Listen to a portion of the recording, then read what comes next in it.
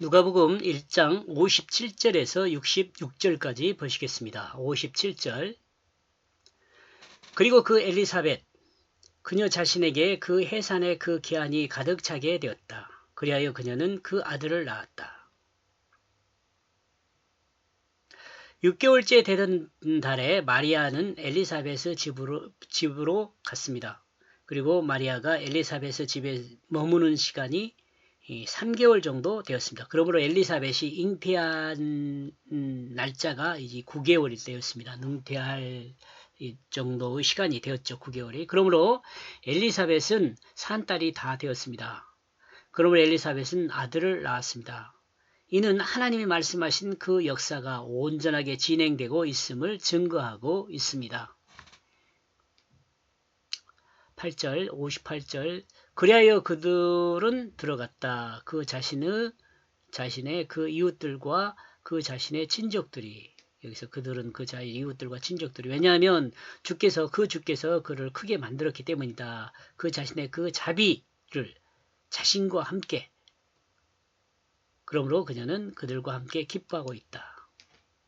나이 먹어도 자녀를 출산하지 못한다고 그렇게 했는데 자녀를 출산했으니 참 기쁜 일이죠. 엘리사벳이 아들을 낳은 후에 그 이웃들과 그 자신들의 친족들과 들은 잉태하여 아들을 낳았다는 것을 들었습니다. 아들을 낳은 후에서 이 말을 들은 거죠. 그전엔 듣지 않았죠. 그러고 이웃들과 친족들은 엘리사벳이 아들을 출산한 사실의 역사에 대해 함께 기뻐하고 있습니다. 그러나 이들이 하나님의 역사를 이해하고 기뻐했는지에 대해서는 명확하지 않습니다. 엘리사벳의 친족 중에서 마리아가 제일 먼저 엘리사벳의 잉태 사실을 알았죠. 하나님이 주님과 함께 한편인 것과 같이 세례 요한에게도 그 자비하심이 함께하고 있었습니다. 엘리사벳의 출산이 모든 사람에게 큰 기쁨이 되게 하신 것은 인간이 구원될 수 있도록 구속사를 행하셨기 때문입니다. 세례 요한이 출생한 이 역사가 모든 사람을 구원하기 위해 하나님이 사랑이 더해진 모든 사람을 구원하기 위해 하나님의 사랑이 더해진 그 역사입니다. 그러므로 하나님이 사랑으로 베푸신 이 구원의 뜻을 알게 된 모든 사람은 기뻐합니다. 이 사랑으로 베푸신 하나님의 뜻을 모르면 그냥 한 아이가 출생했다 이렇게 이해하겠죠. 59절. 그리고 이와 같은 일이 그 8일에 있었다. 그들은 그 아이에게 할례를 행하였다. 그리고 그들은 그 붙인 사가랴를 따라 그 자신의 이름을 부르고자 하였더라. 세례 요한은 출생한 지 8일 만에 규례를 따라 할례를 받았습니다. 그리고 그 이름을 사가랴의 이름을 따라 부르자고 했습니다. 세례 요한에게 할례를 행한 자들이 이와 같이 자신들의 의견을 드러낸 것입니다. 사가랴는 말하지 못하기 때문에 이렇게 한 거죠. 그러므로 그들이 사가랴와 엘리사벳에게 자신들의 생각에 동의해 줄 것을 요청했죠. 사가랴의 이름은 여호와가 기억하는 자라는 의미고요. 그러므로 그 아들에게 할례를 행한 자들이 그 아들이 여호와를 기억하는 자가 되기를 소망함으로 이름을 지은 거죠. 사가랴라고. 그리스도인은 여호와가 기억하는 자가 되기보다는 여호와의 긍휼을 기억하고 여호와의 사랑을 받는 자가 되어야 합니다. 하나님이 내 편 내주심을 기억하고 하나님이 나를 사랑한다는 것을 기억하는 자가 되어야 한다는 거예요. 60절. 그러나 그 자신의 그 모친은 말하고 있다. 아니라 요한이라 부를 것이다. 그 아들에게 할례를 행하던 자들이 사가랴의 이름을 따르자는 말을 엘리사벳에게 했습니다. 그러나 엘리사벳은 아들의 이름을 사가랴로 하는 것이 아니라 요한이라고 부를 것이라고 했어요. 이는 비록 사가랴가 말을 못한 벙어리이지만 가브리엘 천사가 명한 대로 그 아들의 이름을 요한이라 해야 한다는 것을 자신의 아내 엘리사벳에게 이렇게 어떤 표현을 했던 것으로 이해할 수 있습니다. 그러므로 가브리엘 천사가 사가랴에게 말했던 대로 그 아들의 이름을 요한이라고 하자고 분명하게 의사를 말하고 있습니다. 엘리사벳이. 앞에서 언급한과 같이 사가랴의 이름은 여호와가 기억하는 자라는 의미가 있고 요한은 하나님의 사랑을 받는 자라는 의미가 있습니다. 이러므로 여호와를 기억하는 자, 그러므로 엘리사벳은 그 아들의 이름을 하나님의 사랑받는 자라고 정하였습니다. 그리고 이는 이미 가브리엘 천사가 그 남편 사가랴에게 계시하신 내용입니다. 모든 사람은 하나님이 기억합니다. 그러나 하나님의 사랑을 받는 자는 그렇게 많지가 않습니다. 왜냐하면 모든 사람이 자기 마음에 옳은 대로 행하기 때문에 그렇습니다. 하나님의 사랑을 받는 자는 하나님 말씀을 뜻을 따라서 하나님의 궁휼하심을 기억하고 기대하는 자들입니다. 이와 같은 사람이 하나님의 사랑을 받습니다. 모든 그리스도인이 이와 같이 하나님의 사랑을 받는 자가 되었으면 좋겠습니다. 61절 그러므로 그들은 그녀를 향하여 말하고 있다. 그 친족으로부터 그와 같은 이름이 아무도 없기 때문이다. 그 아들에게 할례를 행한 자들이 엘리사벳을 향하여 말하고 있습니다. 친족들에게서 요한이라는 이름을 가진 자가 없다. 요한이란 이름은 친족들에게서 없는 새로운 이름이다. 그러므로 친족들은 요한이라는 이름을 부정적으로 생각하고 있습니다. 친족들은 전통적으로 요즘 전통을 유지하는 것을 선호하는 사람들이었다라고 생각할 수 있습니다. 62절 그러므로 그들은 그것을 자신들의 부친을 향하여 멍으로 이야기하고 있다. 그 자신의 이름으로 무엇을 불러지기를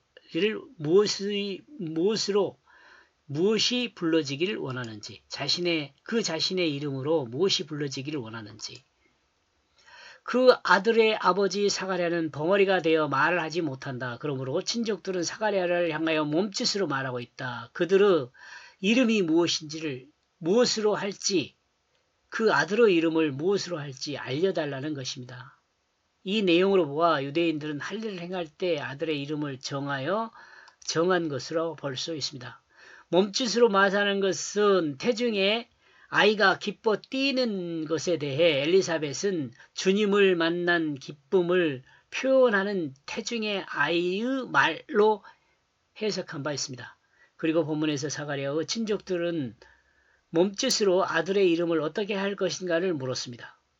사람은 소리 언어가 아니어도 서로 뜻이 통한다는 것을 성경은 드러냅니다. 말하지 않아도 눈빛만 보아도 서로 의사가 통하는 사람이 있죠. 그러므로 그는 서판을 요구하여 그는 기록했다. 그는 말하고 있다. 그 자신의 그 이름은 요한이다. 그러면 모두가 이상하게 여겼더라.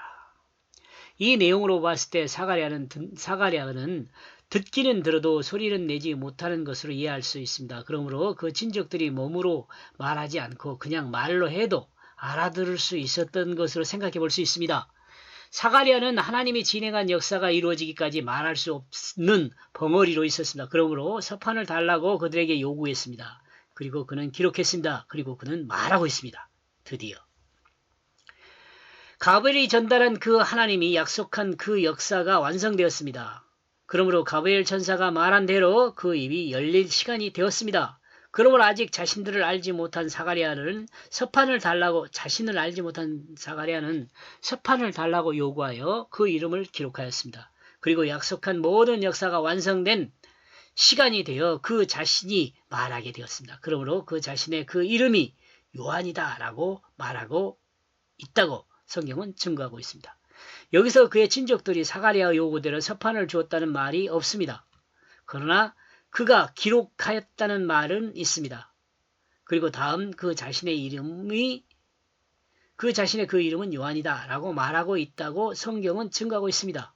성경이 이와 같이 증거하고 있는 것은 사가랴가 그의 아들의 이름을 서판에 기록하여 알리고 또한 말하게 되어 자신의 말로 말한 것으로 생각해 볼 수 있는 것입니다. 만약 이것이 사실이라면 가브리엘 천사를 통해 사가랴에게 전달된 하나님의 말씀은 온전하게 역사 안에 드러났음을 확인할 수 있습니다. 64절 그러자 그때 그 자신의 그 입이 열렸다. 그리고 그 자신의 그 혀가 풀렸다. 그러므로 그는 목소리로 하나님을 찬양하고 있다. 사가랴의 입은 그 아들 이름의 이 아들 요한의 이름을 말하면서 열리게 되었다고 볼 수 있습니다. 그러므로 그는 하나님을 찬양하고 있습니다. 이는 하나님 말씀을 믿고 기다린 자의 찬양입니다. 이와 같은 사람은 자신의 목소리로 하나님을 찬양할 수 있습니다. 65절 그러므로 그 주변의 모든 그 자신들이 두려워하게 되어졌습니다. 이와 같은 이야기가 유다의 모든 산중에 퍼져 전파되었습니다. 사가랴의 아들 세례 요한에게 할례를 행했던 친족들은 사가랴를 통해 일어난 모든 이 역사를 알게 되었습니다. 성소 안에서 분양하던 사가랴에게 있었던 일과 또한 그 계시를 따라 드러난 하나님의 역사가 성취된 모든 것을 알게 되었습니다. 이는 사가랴를 통해 그 사실을 들었던 것입니다. 그러므로 그 친족들은 두려워하게 되었습니다. 하나님이 역사하는 그 역사 앞에 두려움을 느낀 것입니다. 그러므로 이 모든 이야기는 유다 모든 산중에 전파되었습니다. 여기서 잠깐 아마 이와 같은 이야기를 누가가 들었던 것은 이때 당시에 사람들한테 전해 들은 것이 아닌가라고 생각합니다. 그리고 이때 당시에 사람들은 아마 예수님의 제자들이거나 예수님을 따라다니던 사람들이었을 수 있습니다. 그러니까 요한의 친족들이었을 수 있죠. 66절 그러므로 이 모든 듣는 사람들은 그 자신들의 마음에 정하여 그들은 말하고 있다. 이 아이가 장차 어떻게 있을 것인가? 무엇으로 존재할 것인가? 이런 의미죠. 그러므로 또한 주님의 손이 그 자신과 함께 있다.